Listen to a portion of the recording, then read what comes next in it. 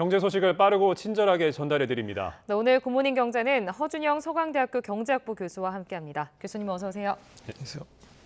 교수님, 인구 감소 얘기부터 좀 해보겠습니다. 네. 그 3분기 합계 출산율이 0.7명에 불과한 것으로 집계가 됐습니다. 먼저 합계 출산율이 뭔지 설명 좀 해주시겠습니까? 여성 한 명이 평생 낳을 것으로 기대되는 출생아 수, 평균 출생아 수가 합계 출산율이고요. 어떠한 한 나라의 전체적인 출산력을 비교하기 위해서 국제 비교에도 사용되는 그런 지표입니다. 예를 들어서 올해 2022년 같은 경우는 우리나라 합계 출산율은 0.87. 그래서 여성 한 분이 평생 낳을 것으로 기대되는 평균 출생아 수가 한 명이 채 안 된다라는 얘기고요.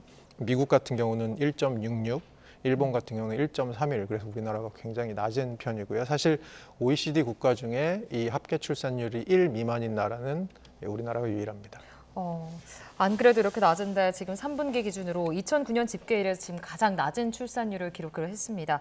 통상 연말로 갈수록 출생아 수가 좀 줄어드는 흐름을 고려했을 때 4분기 아예 더 떨어질 0.6명으로 떨어질 것이다 이런 가능성도 있지 않습니까? 그러니까 지금 말씀하신 대로 이제 연말로 갈수록 출산율이 좀 떨어지는데요. 여러 이유가 있을 텐데 가장 큰 가설 중에 하나가 아무래도 우리나라에서는 교육을 굉장히 중요하게 생각하는데 아무래도 아이들은 한 개월 한 개월의 발달 차이가 굉장히 크지 않습니까? 아무래도 그렇다 보니까 조금 아이를 연초에 좀 학교에 보내고 싶어하는 동기가 좀 강하지 않은가. 그래서 출산 계획 같은 것을 그렇게 맞춰서 하는 부분이 좀 크지 않은가라는 부분이 좀 있는 것 같고요. 그래서 지금 올해 보면 1분기는 0.81이었고 2분기, 3분기 지금 0.7을 찍고 있습니다. 만약에 이게 4분기에 0.6이 되면 올해 평균을 내보면 한 0.7 정도로 평균이 내려갑니다. 그럼 작년에 0.87이었으니까 0.87도 굉장히 낮은 숫자라고 했는데 이것이 0.7이 된다. 그러면 사실은 점점 속도가 가팔라진다로 볼 수 있는 것 같고요. 한편에서는 보통은 이제 결혼을 하고 나서 아이를 낳기까지 평균 한 2.5년 정도 소요된다고 합니다. 그럼 지금 아이를 낳는 분들이 평균적으로 보면 언제 결혼을 하셨을까 보면 코로나에 한복판에서 결혼을 하신 분들이라서 코로나의 영향이 조금 시차를 두고 나타나는 것이 아니냐라고 얘기하시는 분들도 계시긴 한데요. 그럼에도 불구하고 코로나 이전부터 우리나라의 출산율이라는 것이 전반적으로 하향 추세를 보이고 있었다는 점에서 사실은 저희에게 울려주는 좀 경종은 있는 것 같습니다. 이 인구 감소가 연쇄적으로 경제 전반에 미치는 부정적인 영향도 있을 텐데 이게 어떤 게 있을까요? 저희가 자동차 만드는 공장 생각해 보면 뭘 생각하시냐면 이미지를 생각해 보시면 컨베이어 벨트 주변에 기계가 있고 그 기계와 함께 일을 하시는 근로자분들이 계시잖아요. 결국 경제에서 어떤 것들을 생산하기 위해서 가장 중요한 두 가지 생산 요소라고 하면 자본, 기계로 대표되는 자본, 그리고 노동력이거든요. 이제 노동력이 줄어들게 되면 아무래도 생산할 수 있는 여력이 줄어들게 되고 생산할 수 있는 여력이 줄게 되면 아무래도 경제 성장이 지체가 성장률이 하락할 수밖에 없을 것 같고요. 이런 측면도 있고 또 하나의 측면에서 보면 이제 경제가 전반적으로 활력이 없게 되죠. 왜냐하면 물건을 만들어도 물건을 사줄 사람이 많지 않으니까 결국은 기업들도 투자를 좀 덜 하게 될 거고 그럼 전반적으로 경제가 투자도 좀 떨어지고 활력도 좀 떨어지는 경제가 될 것 같다. 나아가서는 저희가 재정 쪽 생각을 안 할 수가 없는데요. 연금 이런 것들은 결국은 이제 젊은 세대가 은퇴한 노령 세대 사이에서 서로 이렇게 계약 관계를 맺는 것들을 우리가 연금으로 볼 수 있을 텐데 그런 연금이라는 것도 결국은 얼마나 많은 젊은 세대가 생산 가능한 젊은 세대가 지금 버텨주느냐의 문제가 있을 것 같습니다. 그런데 그런 부분들이 있어서 연금 같은 이슈들도 굉장히 지금 앞날이 좀 위태로워 보이는 상황이죠. 또 부모 급여를 지급한다던가 돌봄 서비스를 확대한다던가 이렇게 인구 감소를 좀 극복하기 위한 여러 가지 대책이 나왔지만 사실상 효과는 좀 없었다고 볼 수 있을 것 같아요. 이유는 뭐라고 보세요? 이게 종합적인 아주 사회 여러 부분들이랑 관련을 맺고 있는 것들이라 그런 것 같습니다. 예를 들어서 그런 거죠. 아이를 내가 낳으려고 해보니까 집이 조금 있으면 좋을 것 같은데 안정된 집에서 아이를 낳고 싶은데 집이 비싸. 주택 문제. 그다음에 집이 왜 비싼가 생각했더니 나의 소득에 비해서 되게 비싸. 좋은 일자리 문제. 이건 결국 산업구조의 문제랑 관련이 있고요. 그다음에 아이를 낳고 나서 생각해 보니까 아이를 교육시켜서 뭔가 훌륭한 사람으로 만들고 싶은데 이 교육 비용도 만만치 않아. 교육의 문제.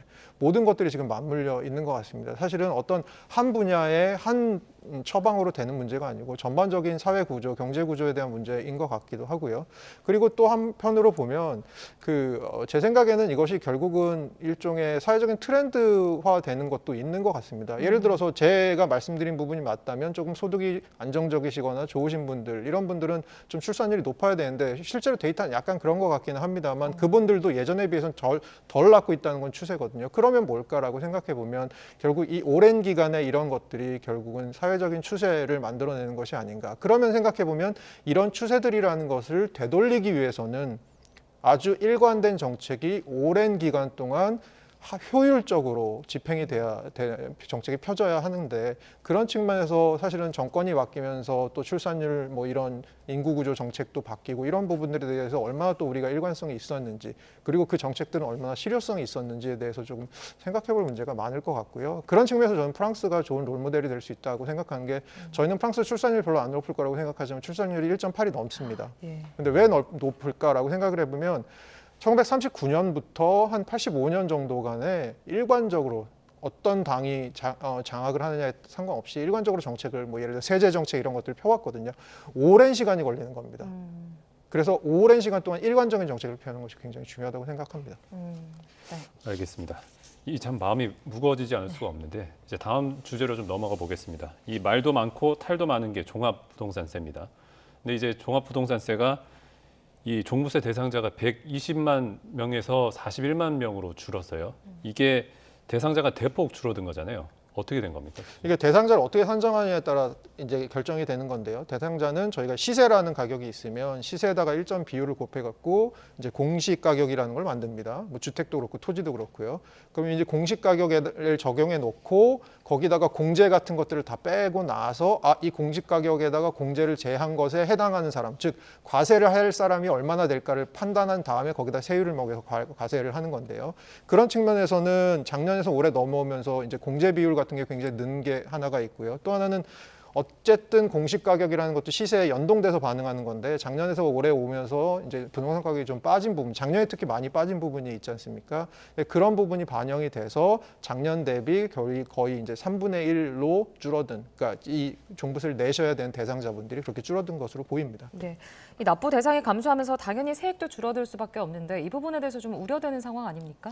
아무래도 올해 지금 추산에 따라 다른데 정부 추산 59조 예. 아니면 국회 예산정책처 추산 60조 정도, 지금 한 60조 정도의 세수 결손이 일어날 거라고 생각하는데요. 세수 결손이라는 게 결국은 올 초에 정부가 계획했던 것보다 세수가 한 60조 정도 덜 거칠 거라고 보는 건데요. 지금 여기 종부세가 줄어드는 게 올해 한 1조 5천인데 이 중에 한 1조 정도는 정부가 예상했던 것보다 더 많이 줄어드는 부분인 것 같습니다. 그래서 세수 결손에 한 1조 정도의 어떤 기여, 안 좋은 쪽에 기여를 하게 될 것 같고요. 문제는 이제 내년인데, 내년도 이제 세수 측면에서 좀 힘든 한 해가 될 것 같습니다. 그런 측면에서 내년에 부동산 가격이 어떻게 될지, 거기에 따라서 또 이 세금 같은 것들이 얼마나 거칠지, 물론 부동산 가격이 올라서 좋으신 분들도 있고 떨어져서 좋으신 분들도 있지만 여러 가지 관점에서 봤을 때 세수의 관점에서 보면 이제 부동산 가격이 급격하게 하락할 때 세수가 너무 급감하는 부분이 생길 텐데 종부세 부분도 아마 그 중에 하나가 되지 않을까라고 생각하고 있습니다. 네, 또 다른 소식도 좀 알아보죠. 오늘 한국은행 금융통화위원회 회의가 열리지 않습니까? 이제 7차례 연속 기준금리 동결이 유력하게 점쳐지고 있는데 이 배경이 어떤 걸까요, 교수님? 그러니까 기존에도 계속 있었던 건 그 7차례 동결을 6차례 동결을 하는 과정에서도 계속 있었던 건 올려야 될 이유와 내려야 될 이유가 너무나도 팽팽했기 때문입니다. 그러니까 결국 올리지도 않고 내리지도 않았던 건데, 내려야 될 이유는 우리나라 경제가 올해 그렇게 굉장히 고전하고 있는 건 경기 상황만 보면 내리는 게 맞을 것 같은데 못 내리고 있는 건 올려야 될 이유들 때문이었습니다. 그중에 가장 큰 게 환율이 그동안 굉장히 높았었고요. 그러니까 원화가 굉장히 약세였었고요. 그리고 또 물가도 최근 들어서 7월에 2.3% 소비자 물가 상승률 저점을 찍고 나서 최근에 3.8까지 다시 올라왔습니다. 물가도 올라갔고요. 그리고 가계부채도 최근 들어서 약간 올라가는 측면이 있었지 않습니까? 그런 측면에서는 사실 금리를 올려도 이상하지 않을 결정이었습니다. 그러면 결국 제가 말씀드린 대로 올려야 될 결정 요인과 내려야 될 결정 요인이 많았던 건데 이 중에 바뀐 요인이라고 보면 제가 보기엔 최근에 미국의 금리 인상 기조가 좀 끝나간다라는 것 때문에 미국의 국채 금리가 좀 안정되는 부분이 하나 있고 그것 때문에 이제 환율이 조금 안정되는 부분이 하나 있습니다. 그럼 환율 측면에서의 걱정은 좀 덜었는데 나머지 부분들에 대해서 걱정은 그럼 사라졌냐? 여전히 남아 있습니다. 그런 측면에서는 사실 금리를 인하하기도 힘든 상황이라고 보여집니다. 네, 알겠습니다. 끝으로 해외 증시 상황도 좀 짚어주시죠. 네, 혼조세였고요. 그리고 미국 3분기 GDP가 생각보다 잘 나왔습니다. 그리고 이게 속보치가 4.9가 나왔는데 이걸 한 번 수정하고 또 한 번 수정하는데 한 번 수정한 게 지금 5.2%로 시장 예상치도 뛰어넘고 굉장히 잘 나왔습니다. 그런 측면에서는 연준이 생각보다 이 가속 페달을 쉽게 발을 떼지 않을 것 같은데라는 생각을 좀 할 것 같고요. 그런 측면에서는 좀 시장의 상승 모멘텀을 좀 잡아채는 부분도 있을 것 같은데 한편으로는 연준의 금리 인상 기조가 그럼에도 불구하고 거의 막바지에 다다랐다는 것은 여전히 시장에 좀 활기로 남아 있는 것 같습니다. 네, 알겠습니다. 오늘 굿모닝 경제는 여기까지 듣겠습니다. 지금까지 허준영 교수와 함께했습니다. 교수님 감사합니다. 고맙습니다.